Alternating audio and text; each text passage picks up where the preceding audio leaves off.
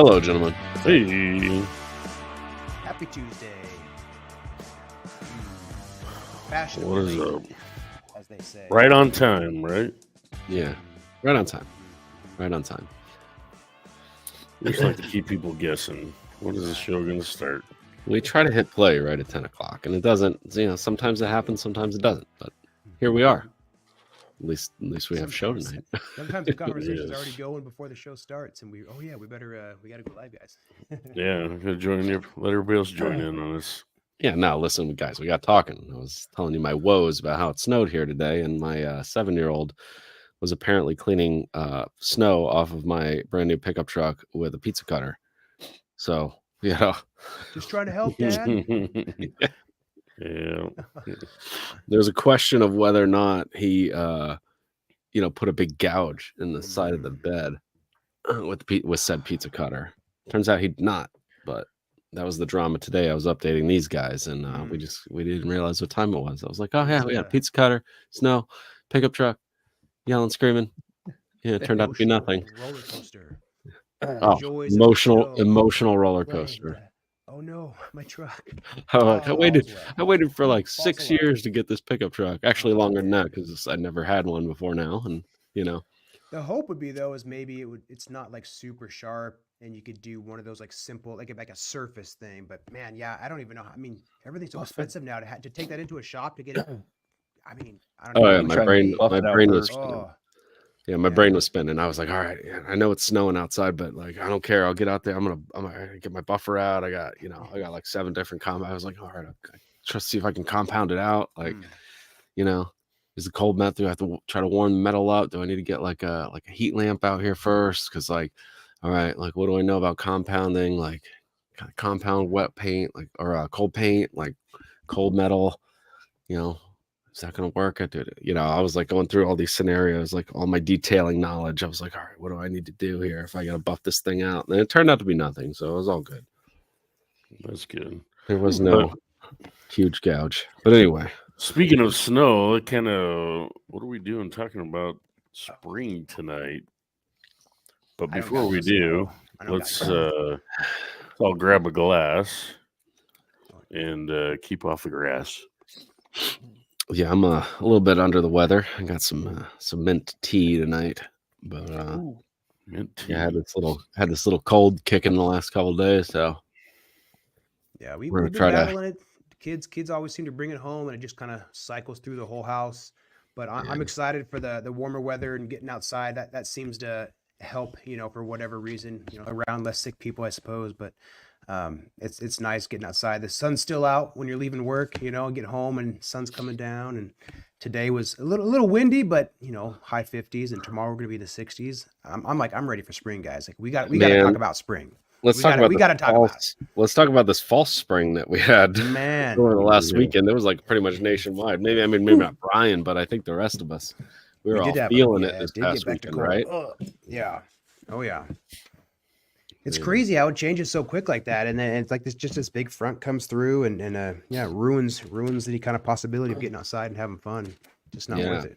I mean, it was good for me because as I've talked about a million times, I have these I got the sticky balls. I got the balls in the backyard. I had to pick up the balls. Man, the amount of crap back there is like tiny twigs. The squirrels have been going nuts. I don't know what they're doing. I think they like tripled their population 2023 to 2024. This year there's been twigs galore falling from all my trees. I was out there Saturday, man. Had the rakes out.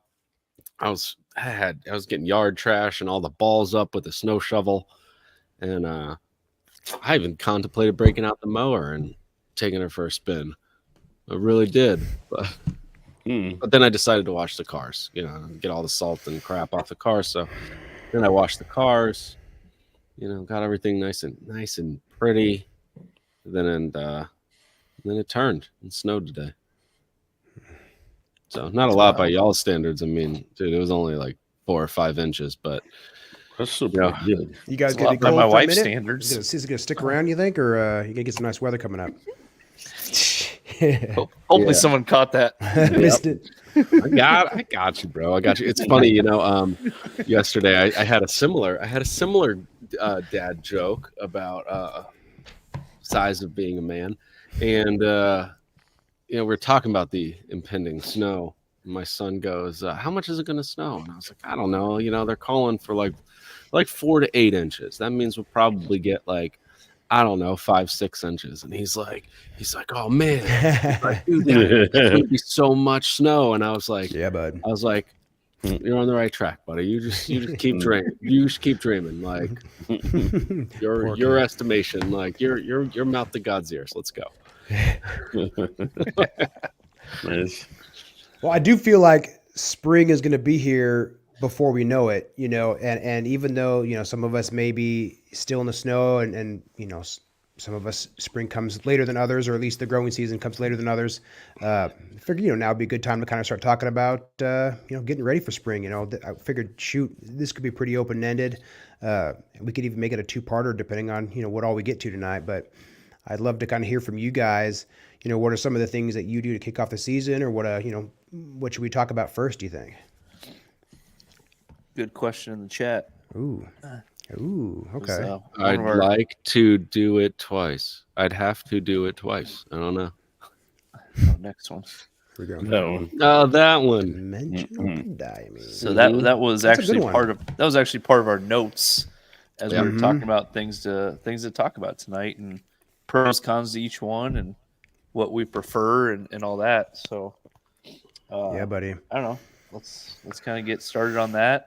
Yeah. So first thing, I mean, you guys know the drill. I mean, if you're unless you're new to the show, and if you are new to the show, welcome. If this is your first time, I hope it's as good for you as it is for us. We're planning on making it awesome. But no, I mean, we talked about all this stuff like in the last couple of years. I mean, we're going into our fourth kind of like season with Keep Off the Grass, right? We've talked about all this stuff before. Soil temperature, soil testing, pre-emergence, how are we mowing, cleaning up all the little crap in the yard, what are we keeping an eye out for? Are you going to try to do a spring seed? Are you not going to try to do a spring seed? All these different things. We've talked about all this stuff, but it also kind of bears repeating, and there's ever-changing kind of science. There's ever-changing theories and ideas on stuff. So yeah, we'll jump into some of that. Well, shoot, we might have some new listeners too who maybe haven't gone back and listened to all of the back catalog of our 45 episodes. yeah, and I wouldn't expect a new listener, a new watcher to go back and spend approximately it's a good way to remind 145 hours. I like hearing from you guys and kind of reminding myself of, okay, yeah, here's kind of the numbers we're working with and stuff. So I personally, on the question of the dimension and prodiamine, so the prodiamine is the barricade, right? That's the brand name. And then dimension, what's the generic on that one again? I can't remember. It's not the pendimethalin, or no. Dimension is dithiopyr. Dithiopyr or whatever. Yeah. Dithiopyr. There you go. All right. Brain farting over here. Shoot. It's been a minute. Yeah. So, all right. Yeah. I've only used the prodiamine, and it works great. So, I know, if you time it right. Sure. That makes sense. And, and I've only been at this so many years, now, and I watch soil temperatures and things like that. So, if you pay attention, I don't think that's an issue for guys like us. But yeah, definitely, if you miss the window, you miss the window. I got a buddy at work who is always asking me, or he loves talking about grass just like I do, and he's kind of more of a traditional guy. He'll go to Menards and get their whatever bag system or whatever, but he knows he's got to get that bag of weed preventer to put down. He usually does the Scott's brand, and so with that, I personally have only used the prodiamine, and I really like it. I use the Anderson's products. I bought it myself for years, and now I'm working with them, and they're sending it to me, and I love it, and I'll keep using it. They do say you should rotate, but I don't know how important that is for lawns versus crops. Have you guys used the dimension or a different pre-emergent? Honestly, I've never have used like a specific one. I've done the Scott Weed and Feed in the fall time, and that's done really well for me. I mean, I probably could use something a little bit later in the season in the summer, but this has always worked well for me to keep weeds out, through spring and mostly throughout the summer. So yeah, I haven't used anything specific like that before. I figure it's kind of like ingredients. If I can't say it, I don't use it. That's kind of one thing that we've never really dug into a ton on, like, spring pre-emergent, that there is a lot of people that focus on a late fall pre-emergent application. And knowing that it's almost going to help your spring come through, and people don't do a spring application because they rely on that fall one. Sure. I mean, that is one tactic to do, is you do a really, really late fall application of prodiamine or whatever. But I do see weeds popping up in the mulch beds over winter. They'll kind of pop up, but I haven't had that be an issue really in the lawn, other than maybe around the edges of the house, maybe where some of it's just not great. But usually, if you have a healthy lawn, I haven't had an issue, but I do know that folks do that, because especially if you don't get that cold for that long, or you have those warmer snaps where the weeds will pop up, that could be an issue. Yeah. Me personally, in the last 3 years or so, I just went to Lowe's and bought the Lesco Stonewall 007 prodiamine. It's a granular product. That's what I've always done. I don't know, it's just kind of one of those things where a lot of the companies I use don't have a pre-emergent in their product line. Like, Propete doesn't have it, Simple Lawn Solutions doesn't have it, Turf Titan doesn't have it. So I've always just kind of said, I'll run to Lowe's and pick it up there and use that. Last year, I actually noticed, I don't know what the timing of it was, maybe it was July or whatever, but you could almost tell when the window of the pre-emergent started fading away and went away, because then I started getting some kind of late summer, early fall kind of weeds starting to pop through. So I did notice that last year for, I would say the first time I actually noticed it in my lawn. So for this, is it something you put down when it gets 55 degrees, or when do you wait to put down pre-emergent? When's a good time to do it? My thing is, I don't want to be late. I would rather be a week or two early and throw it down before, versus being late and you miss that window and you're missing it and you already got stuff germinating. So I target closer to 50 degrees, but I'm also looking at trends of the weather. If it's 50 and if it's trending down, we're gonna have a cold front come through and all that. Yeah, I'm gonna hold off. But if it's 50 and it's gonna be nice for the next 2-3 weeks, then I'm putting it down at that point, because there's no major harm in being a week or so early. Like I said, if you're late, then you are going to miss it. And then you need to have a product like Dimension that's going to have more of a post-emergent in there. That's going to help you. So I guess to me, that's the major difference. If you can time it right and know your soil temp, I would go with prodiamine. It's got, I want to say, a 12-week window. Is that right? I think it's 12-week, 16. I think so. I think it's 16-week window that's supposed to be effective for, which is also why, we can get into a split app conversation here in a bit.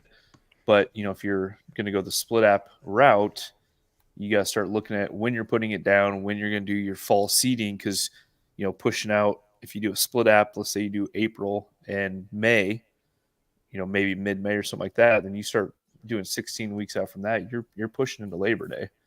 So, like I said, that's something you got to look at from that standpoint as well. But like I said, I personally use prodiamine granular.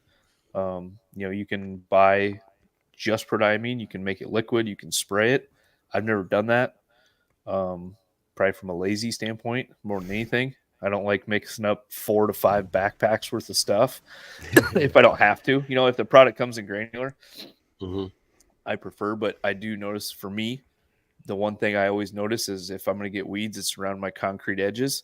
And it's probably just because I don't get close enough. I don't want to waste it going in the road or whatever. with spray, it'd probably be a little bit more effective to, get those edges and stuff like that. So I've also thought about, maybe I get a bottle and I just go around the edges of all the concrete, around everything, and then I come back with my spreader and do all the midsection. Yeah, that's what just popped into my head. I've done both. Like I sprayed. I think I sprayed 1 year, probably like 4 years ago. I think I sprayed. So I have some prodiamine. But the last 3 years, I've used the Anderson's Barricade. First year, really. Well, yeah, it's been 3 years, maybe 2 or 3 years. I've used the Barricade, but 2 years. I'm sorry. First year, great success with it. Last year, like we're talking about the window. We're talking about the window and soil temps and everything else. Oh, I remember last year we had a super mild winter, which we've had a pretty mild winter this year too. But last year, for instance, like here, New Jersey, I got no snow. I think we got like 1-2 inches of snow, like over the whole winter. It was a lot of little dustings, but no snow. My kids did not like have a snow day, for instance, like all winter long last year. Super mild winter. So soil temps were creeping up. I'm like, all right, cool, we're almost there. Within a week, the window was shut down. The soil temperatures like skyrocketed, like super fast. And I missed it. So to Nate's point about, I probably should have just looked at it and been like, oh, okay, cool. Soil temperature's like 48 degrees.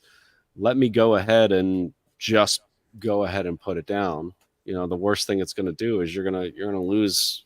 You're going to be a week or two kind of less on how long you're really protecting it out into the warmer months. But for last year, it probably would have been better. It was still mildly effective.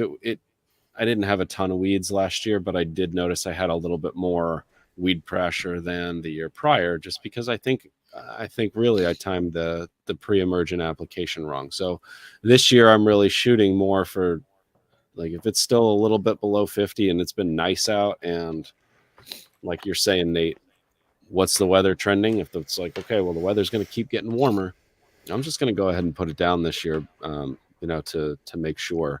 But I'm going with the Anderson's product again, because I bought, like a huge bag of it last year. So I still have some. I don't need a whole bag.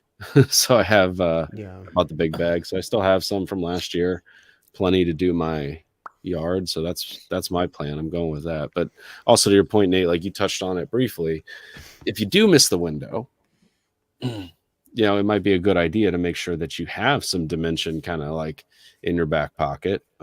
That's something that I don't have, but it's something I probably should go ahead and buy, just in case, something happens, in case I get busy, something happens with the family, I'm not home on the weekend to be able to do it.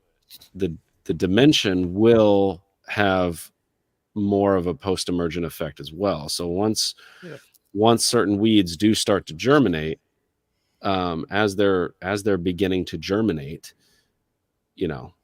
prior to them kind of like poking out of the soil, as I understand it, right? Like, but the seed has already germinated.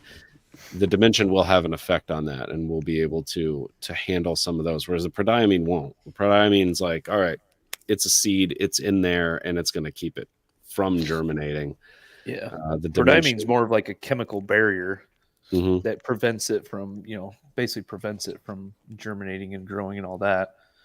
So if you miss that barrier, then you're screwed. Or if it's already, past that.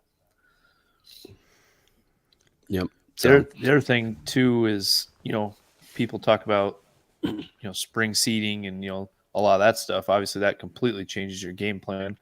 If you have any plans to spring seed, aerate, there's a lot of people that talk about doing a spring aeration. Obviously you can, but if you're going to use pre-emergent, you cannot put your pre-emergent down and then aerate after that, because that'll basically just destroy everything that you did. So, those are all considerations that you got to take into, all things you got to take into consideration for your spring plans. Are you going to seed? Are you going to aerate? Are you going to, what's your plans and stuff like that? And then go from there. So I want to know, drunk lawn guy, if he hasn't done pre-emergent for 2 years and regretted if he's going to do it now. So I want to see if he learned his lesson or not. Really? Okay. That's something I've always thought about too, because with prodiamine, so the mechanism, how it works, right? Does it just like pause a seed from actually starting to germinate, so that say that seed's still in the ground next season? If you don't have the prodiamine there, is it still able to resume or start germination versus something that started to germinate and then you F with its DNA and it dies, then it can't come back. That seed's gone. How does prodiamine work? I don't know that, because you talk about, and I've heard other people use that it's like a shield, a barrier, blanket.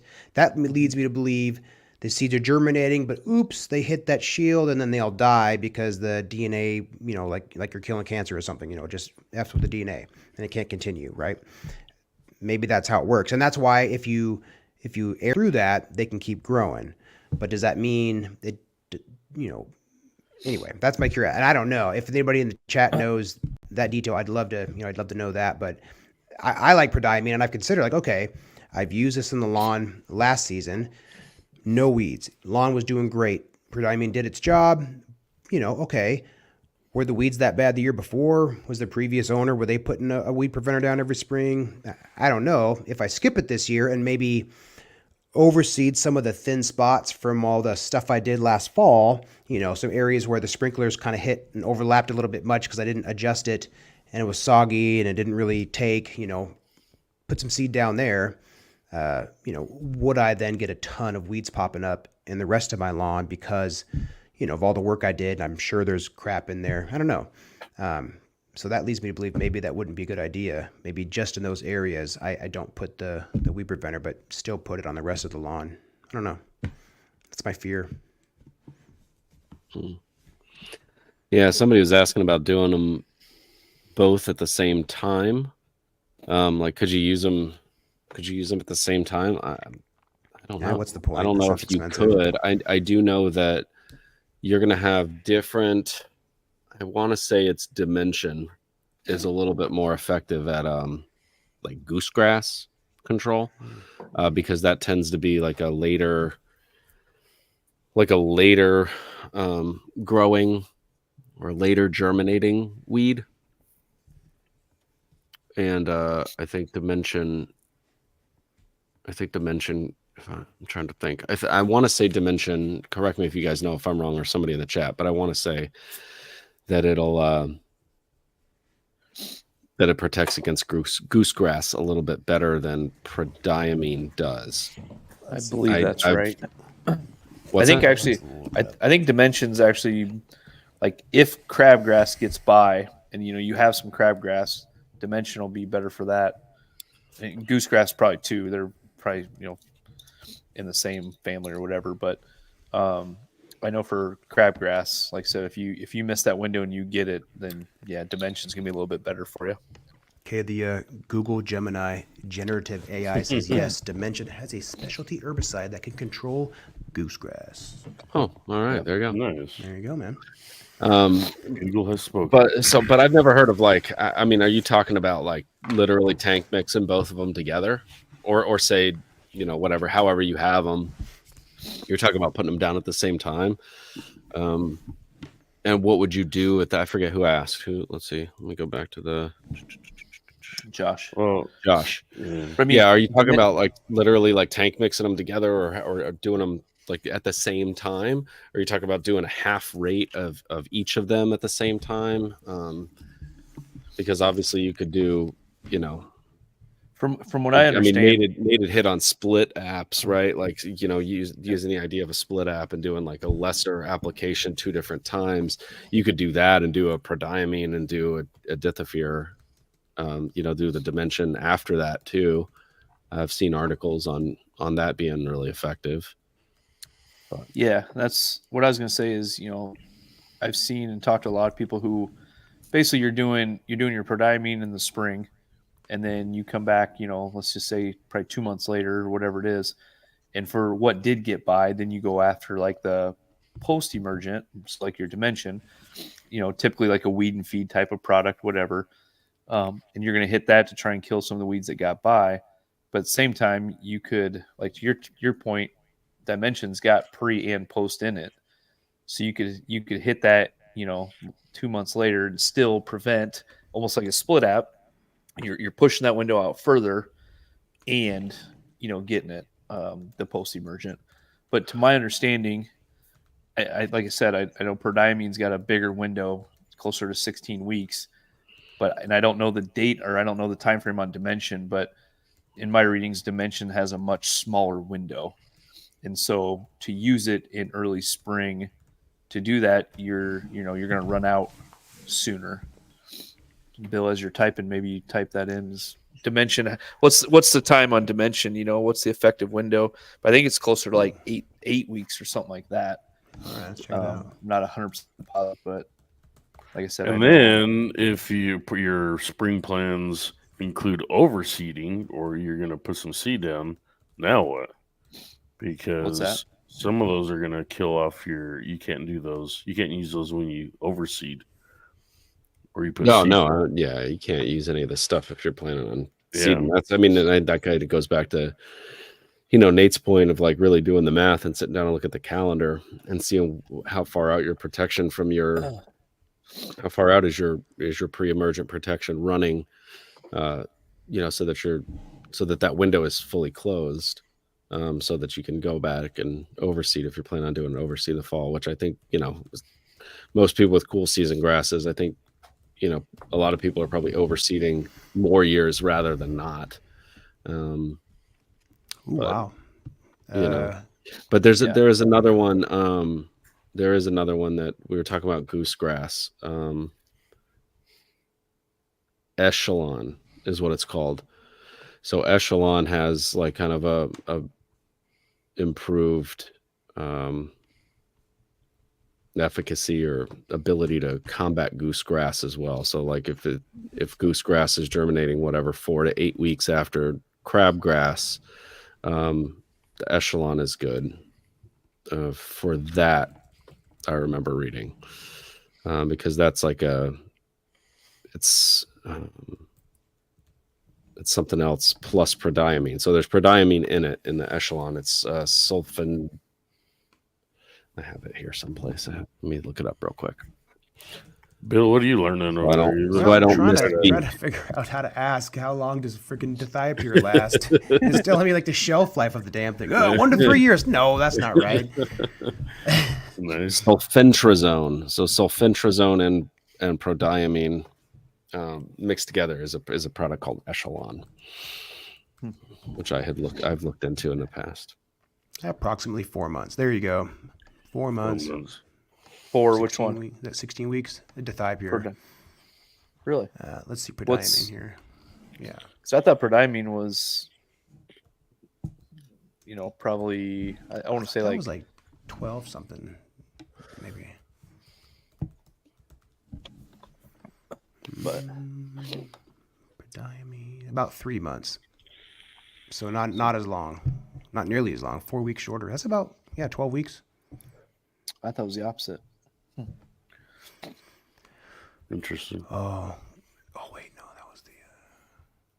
Let's see. So check this out. So prodiamine prevents root growth of newly germinated seeds. Basically, it stops like microtubule formation of the roots. So the roots stop growing. So they do die. So they become sterile. So they don't come back next year if you don't put it down. So I guess theoretically, every seed that attempts to germinate in my lawn when I use prodiamine, you dead. You ain't coming back. So the ones that stay quiet, they might grow next year if you don't use it.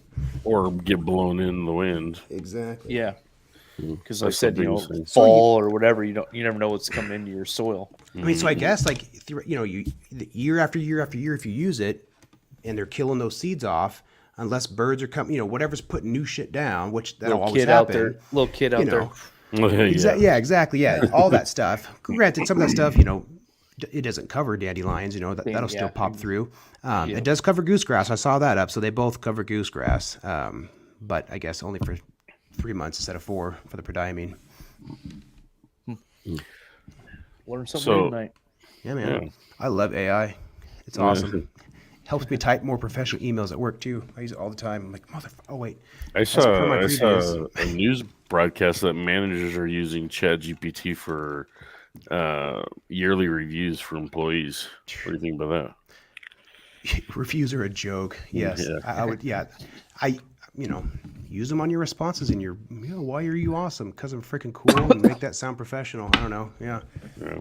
So, anyways, with weed control, right? So that's something you guys want to maybe do for pre-emergent. But somebody asked earlier too, like, what about aeration in the springtime? How do you guys feel about that? Would you guys aerate in the spring? Sure. Yeah, man. Good time. I've never done it. Would you do fall and spring, or maybe just one or the other? I would just do one or the other. So I did it last fall, so I won't be doing it again. My fear is like I don't think I need it yet. I'm definitely the lawn, I think it's an annual thing for me because it would benefit from that. But, with having like young grasslings out in the yard, I don't want to damage roots or kind of mess things up. So, but going forward, if I didn't overseed in the fall or if I'm not worried about that, sure, I guess, and then maybe you can throw some seed down afterward if you're not using the pre-emergent. You think there's a benefit for one or the other? Springtime that's a good question. Do it in the fall and do what you need to? Because I just did mine in the fall too. Like you just said, you kind of did too. So I kind of felt like do it in the fall and then you get everything down and just let it sit over the winter time. And then it's ready to come up on spring. Whereas spring, I feel like if I aerate in the spring, it's like I'm kind of starting something, like I'm going to be doing a whole different plan. Whereas in the fall, if I did it, I've already got my plan set, ready to go, and we're just waiting for the springtime. I mean, I don't necessarily see a drawback to it. I mean, even if you're not seeding, I mean, I guess you could aerate and then do your pre-emergent. I see Ken was saying that. So Ken, in the comments, that's a good call. Yeah.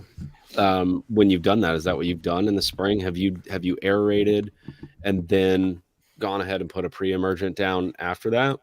And did you notice that was plenty effective for you in doing a spring aeration?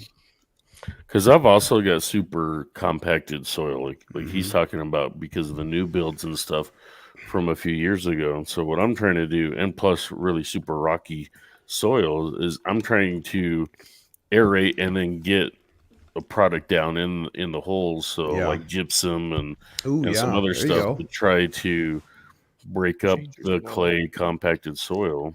Olee would say put down that 333 with mycorrhiza from Earthworks. That's some good stuff too. Yeah, man, that's actually a good idea, especially if you're going to get, all right, we're going to hit it with some fertilizer, put some stuff down. I want to get it down in there. And then it's growing season, right? So the grass is going to kind of fill in those spots. And I mean, I think that's a good idea versus having it kind of sit overnight, or not overnight, but over winter time. Are the holes still all that effective from my pre-winter aeration? I don't know. Yeah, I think to your point, if you're trying to change your soil composition, then I would do spring and fall. If it's that compacted and you're really trying to make that big of a change, probably once a year ain't going to get you where you need to be in a decade. You know what I mean? Sure. Yeah.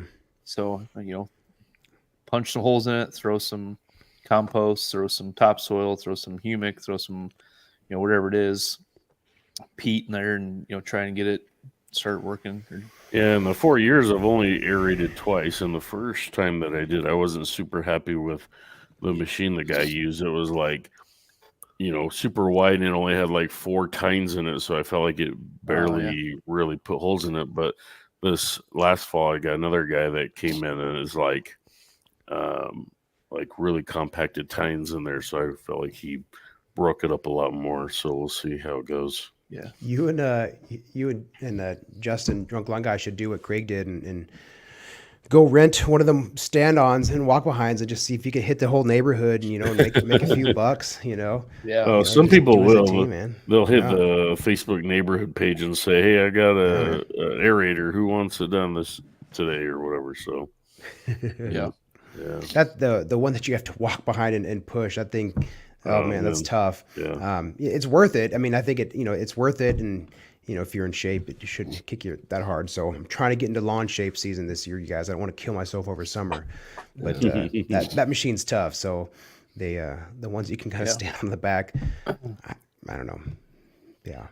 Yeah, me and Ron have been threatening to do that for the last couple of years, and then our schedules just never line up. LTZ, because he's real close to me, so we've been like threatening to, get an aerator and do it together and stuff, and split one. But our schedules haven't lined up for the last 2 years. We've been like, oh yeah, hey, you want to try to do aerator? It hasn't lined up. I think this year I'm gonna try and do a light dethatch in the spring. And I've never done it in the spring before, but I think I'm gonna do it this year.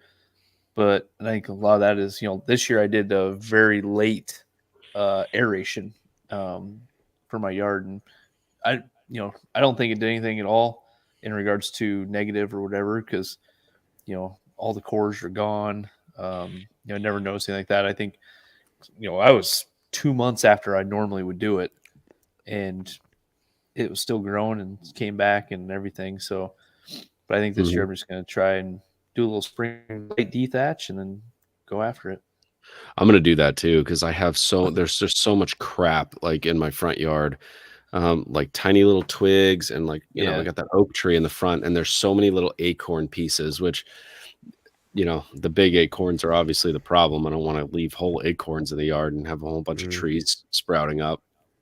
When I first bought my house, that was a problem that I was encountering, is I had just like hundreds of tiny little trees, because the old timer that I bought the house from, like, he hadn't picked up the acorns probably, and I don't even know how many years. He was in his 80s.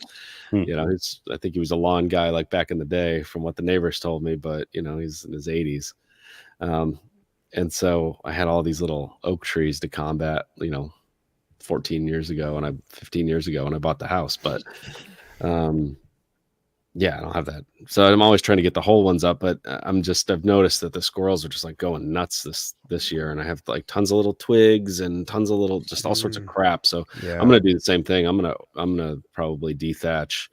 I'm going to dethatch this year, at least my front yard, and try to pull some of that junk out of there and really, really open everything up. Are you guys going to do that kind of before things have started growing, or when are you guys going to do that in the spring? Like, because right now I'm debating doing that, not in the trenches, because that's all young grass, but on some of the established lawn, because I didn't dethatch before my overseed last year. I aerated, and I was like, I'm running out of time. I'm not going to dethatch. I think it needs it. I don't know. Do you think it would hurt the baby grass at all, or it should recover? And because I know I pull up, you pull up. Depends how aggressive it is. Depends how aggressive you are. But me, like I'm waiting till like there's growth. Like maybe that either mow first and then do it, or like, hey, I need to mow. There's growth, but no, I'll probably do my first mow, dethatch, and then go back over and suck all that stuff up, and then be good to go. Yeah.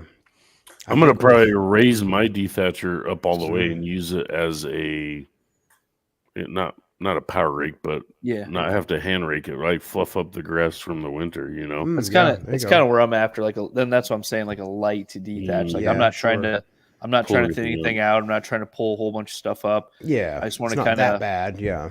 Yeah. I just want to kind of rough it up a little bit. That's a good idea. And like I said, and then you're in prime growing season in the spring. So once you do that, I mean, it's going to recover in a week. You know what I mean? Yeah, sure. It ain't going to take any time at all. Because I did that last year too, because I'd just gotten that dethatcher and stuff. So, because I dethatched pretty heavily in the fall, so I did a light one in the spring and then a pretty heavy one in the fall time. So I don't know how much I'll have to actually pull up, but I don't want to have to go through as small as my yard is, I still don't want to have to hand rake all the grass back up. So if I could just run the little Sunjo over the top of it and just kind of fluff it up. That's the worst part about dethatching, man. That's the worst part, is having to rake all that crap up, or if you have some type of bagger on your mower or whatever. But that's the only thing I hate about doing it. It's like all left behind. It feels like you look behind you and you're like, where did that all come from? There wasn't all that in the it's crazy. The lawn wasn't that thick, but I guess so. Yeah, exactly. So you'd probably want to do that before you put your pre-emergent down, then I imagine, because you're just going to maybe mess things up. Or would the pre-emergent maybe have it? I guess it would be in the soil by then if you have already put it down. I mean, if you put it down, then 2 days later you did that. Yeah, you know what I mean, because you also got, especially if you haven't watered it in, and that's true. Yeah, but if you also fluff it up, you're gonna get the pre-emergent down actually into the soil better. That's true. Instead of on top of the grass. So, yeah. I think if I were to do the dethatching in my lawn, I'd want to try to cut it pretty short. You know, the thick, tall fescue blades doesn't really do as well, when it's 3 inches tall versus if I can get it down to maybe 2.5 or something. And then because it's springtime, theoretically, I'm not going to like burn it or anything because it's not summertime. It would just, take a minute to recover and grow, so I might do that. I might actually do a little spring dethatch and see how it goes. No. But you also brought up a good wheels point are turning. That we didn't touch on is with, if you're using a prodiamine product, I mean, you have to also make sure that gets watered in. Yeah. Which is something we didn't touch on that, but it looks like there was a couple people saying like, oh, I've not used a pre-emergent before. Like my first year using a pre-emergent, I saw a few comments in the chat. So if you are one of those people that's using it for the first time, just obviously make sure you're reading your instructions and do a little research, but you do have to make sure that you water that in, especially if you're using a granule or something like the barricade from the Andersons. That stuff's got to be watered in after you apply it, or really it's going to sit there until your first rain. And if your soil temps spike, if you put it down right and then you're not having any rain and then your soil temperature spike and then you get the rain, like you might as well just and that's the thing. If you don't have irrigation and you're trying to time up your application with an anticipated rain, and there was long stretches where we didn't get any rain. It was just dry. It wasn't like crazy hot. It was just no moisture. So you put it down. If it's not going to rain, you're going to have to get your sprinklers out. Otherwise you're not doing anything. So, and if you're one of these guys that refuses to get out there and do them, well, sorry, bud, you're gonna have to go out there and do it if you don't get any rain. And it's got to be enough rain to kind of get it in there. But what I like about the prodiamine is it doesn't go anywhere. Like once you get it in there, it's set. No runoff or leaching through. And to your point from way earlier, not to belabor the product, but putting it down early, it'll just be there. Environmental degradation like sun, heat, microbial activity, that's what breaks it down. So as long as that shit's not going on, it's just going to sit there until things wake up and that starts happening. So I don't think there's any harm in putting it down a couple weeks early just so you have it down, especially if you're weird where you have these stretches of warm weather and you're like, man, it feels like soil temps are getting real close. Weeds could, you're just like, oh, I need to get it down. Anyway, yeah. So that one you can get it down early and kind of rest assured. I don't think you're going to shortchange yourself. You'll still get the 3 months out of it. Yeah. The one thing I wanted to hit on, I'm starting to see a lot of people posting about, green casts, starting, soil temps. I mean, we are still in the middle of February. And so I think everyone is very anxious, very like I said, I've had people talk to me about pre-emergence. I'm like, hold off. Like, it's probably still going to snow. It's probably still going to be, it's probably still going to be in the teens at some point. Like we're just too early. Everyone's getting anxious, but check your green cast and look at trends and stuff. But I still, no matter what green cast says, I still 100% recommend go get yourself a cheap little $10 meat thermometer and go out and check your own soil. And I've talked about this in the past. Like I have on the north side of my house versus like, the east side of my house, like there's 3 to 4 degrees difference in there. So, like check all areas of your house and stuff like that. Cause direct sunlight, for 10 hours a day versus the spot that's all shade, it's going to be different. So, if green casts, it's just an average of your area. So it's not specific to your lawn, and I've talked about this as well. Like on my hill, how the snow melts faster on the hill and whatnot, and direct sunlight. So last year I actually went out and did kind of like the bottom of my hill and some of that area, like weeks before I was going to do the rest of my lawn, because it was like 5 degrees higher temperature. So just something to think about for anyone else is, check green cast, keep an eye on it. When you think you're close, go out to your lawn and actually temp it with a thermometer and go there. Just make sure you designate that thermometer for your lawn and don't throw it back in the kitchen for your steak, for your steaks the week or whatever. But like I said, just do that. I recommend that and go from there. Fun excuse to go walk around on the lawn for a minute, a nice night before bed. Yeah, well, and that's a really good point. I mean, your point about, that's something I was going to bring up as well. So I like that, that comment about making sure you're testing different places in your lawn because of the temperature variation. I mean, that's going to be a big thing, because if you got a temperature variation and, there's a difference between multiple places. I mean, you obviously are going to want to put your pre-emergent down, based on your highest space, or like you're saying, they do multiple applications. Say like, oh, I'm going to do this side yard or the front yard first, and then I'll do the backyard another, week or two later, or just go off your temperatures in the front and say, well, I'm just going to do the whole yard this time, which brings us back to Bill's point of like, it's just going to sit there and it's going to do its thing when the time comes. Because the worst thing that you could do is say like, oh yeah, no, my soil temp's right here. You could totally miss it, and then you could have a whole lot of weed pressure and be like, well, how come my pre-emergent didn't work? Well, it's not the pre-emergent that's not working. It's literally that maybe you took your soil temperature in one spot in a highly shaded, cooler part of the soil, and you waited until it was there, but you were already a week behind or 2 weeks behind, at that point, because your other side yard or what have you is warmer. Yeah. So I like that. That's a good point. Yeah. Yeah, it's kind of like the weather app where the weather station's under a tree up by the airport, but your house is completely different weather system. So, yeah, my backyard is definitely going to be ready sooner than the front yard. The front yard hasn't seen sun all winter long.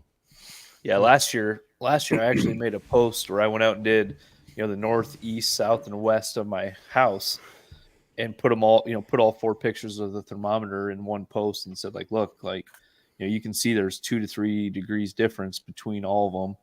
So that was my point of, checking it just to make sure, because you could miss the window. Mm-hmm. So yeah, definitely. I was trying to see, like, when did I put mine down exactly last year? I think I did mine as early as like the beginning of March. See, mine's usually late March, but I always, try and get my soil sample first before I do anything. 4th. I'm going to get my soil sample done, get that sent off, and usually a lot of times I don't even have that back, or it's about that time. Once I start sending that off, then it's okay.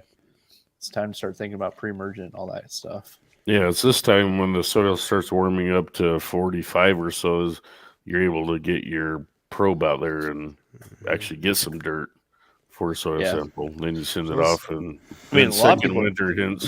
Let's talk about soil testing, guys. A lot of people are taking them now because like in the Midwest, hell, the ground is thawed. It hasn't snowed. Yeah. I mean, here a month ago or whatever, it was freezing cold, and we had 2 foot of snow. But since then, it's been back in the 50s, 60s, 40s, whatever. And the ground's not even like soft, from like being wet and soggy, you get that spring kind of sog. Like it's not even that. Like it's just just regular. Yeah, for me. Yeah, and there's no drawback. There's no drawback to doing the soil test now. I mean, nothing's going to change in your soil, right? Between now and 6 weeks from now. So I mean, if your ground's not frozen, I mean, I was actually, it's funny you brought that up, because I was actually thinking about that, this past weekend, as I was like, I just go ahead and do a soil test now, because like ground's not frozen, it's nice and soft. I can get a probe in there and get my samples and go ahead and send them off, and then I'm ready to like rock and roll, instead of being like, oh wait, I never did that, let me go ahead and do it. I mean, start planning ahead for it now, because it's not going to hurt you to do it now. Nothing's going to change between now and 6 weeks from now. Yeah, I'd like to do mine and get my results back in time to kind of play with the numbers and come up with the game plan. You know what I mean? Like, I just ordered my soil test from Earthworks, so it'll probably hopefully be here by the weekend, and either this weekend or next weekend. If whatever weekend's got the warmer weather, I'll probably be out there, working on that and getting it ready to go. Because I'd like to start kind of planning out and figuring out, okay. And I also want to see this will be the first year I've done 2 tests in a row. I did Mizzou, and then we moved, and then I did Mizzou again, we moved, and then I did Earthworks last year, so I'm going to do it again this year. So it'll be kind of cool to see how the same lab and what's different from last year to this year. So I can pretty much do it anytime. So I'm just waiting for my kit to come. Are you guys all doing a soil test? Have you guys gotten your kits yet for this year? Or? I have not ordered mine yet. I will. Yet. Yeah. I plan on. Last year I used Earthworks, so I want to use Earthworks again this year, and that way I can compare them. And see how they are year after year. But I mean, I think this will be my 4th year of one now. For me, I like to see kind of where it's trending. If things are pH levels are starting to come down, if whatever's starting to decrease or increase, and I can adjust accordingly. Maybe instead of using a 10-10-10, maybe I need to use a 10-0-10 or something like that. But for the most part, mine's been last year. I mean, I pretty much needed everything, so I hit it pretty hard with a lot of, like an 11-11-11 from Pro Pete. I used several bags of that last year just because it was like, hey, I'm low on everything it's telling me, which I was surprised. Yeah, and I added some of that Live Earth humic this time around. He recommended like the 50 pounds per 1,000, and so I put 2 bags down for 2,000. So I hammered. See what that does. Yeah, like last year when I did my aeration, then I came back with, I put down 600 pounds of that stuff or something. Yeah, 600 pounds on my lawn. Like when I was, in my mind, I was like, oh my gosh, it's gonna be like a black coating. You know what I mean? Yeah. But then when you get out there and do it, you're going. It falls right in. Yeah, it's like nothing. Then you look, and you're like, huh, doesn't even look like I put anything down. I mean, soil is kind of brown anyway, right? I just imagine myself out there with a leveling rake trying to get this stuff spread out. But mounds of it. Knocking it down. No, nothing. Like you couldn't even tell I put it down. So I didn't have any deficiencies in the lawn last year, which is probably speaks to how the folks treated the lawn well before I got there and had companies, probably feeding it, which is great. So there's no, I don't need anything in particular. So it's probably more or less, okay, what's my, hit your nitrogen or whatever numbers you want, a pound per 1,000 to get things going. Do I need phosphorus? No. So I can get something that's phosphorus free maybe. I might put something down even before I do a soil test, just because I wasn't deficient and I put down whatever is for overseeding. So let's just give it something to eat and get things going here once it wakes up. And then maybe once the results come back, then I can kind of, okay, all right, let's see what's going on here. Maybe this, that, or the other thing, or maybe I need to put down some more gypsum, that could be another round of that again. Or, even if you're going to do a soil test, obviously pull your plugs before you put anything down. But I don't think it's the end of the world too, to kind of get things going while you wait for your results to come back, and then really maybe dial in your plan for the rest of the season. Yep. And for anybody who's listening, if you haven't ever done a soil test, I mean, we've talked about this a billion times. It's a good practice. It's a good habit to get into doing, and it might seem daunting at first, but we've